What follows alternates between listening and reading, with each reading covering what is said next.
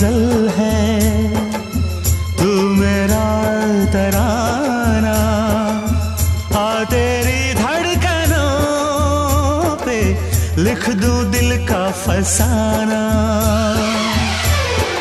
देखा है पहली बार साजन की आंखों में प्यार।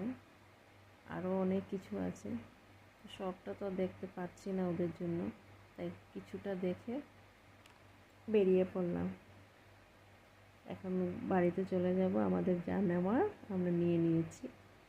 বাইরে আছে, ও মা দেখছে, তা আমি আবার একটু ভিতরে ঢুকে আবার দেখে আসলাম। তখন প্রথমে যখন ঢুকেছি তখন দেখতে পারিনি ওদের জন্য। আর আমার ছোটো মেয়ে তো কান্নাকাটি, ওর এটা লাগবে, চকলেট লাগবে, চিপস লাগবে। দেখো ওর হাতে ওর চকলেটের প্যাকেট নিয়ে নিয়েছে। আর ওইখানে তো আছে অনেক জিনিস। আর ওদেরকে কী করবো, ওরা এখানে এসেও খেলাধুলা শুরু। তো আমরা টমটমের জন্য দাঁড়িয়ে আছি, ফোন করেছি, টমটম আসলে এখন আমরা বাড়ি চলে যাবো। তো আমাদের টমটম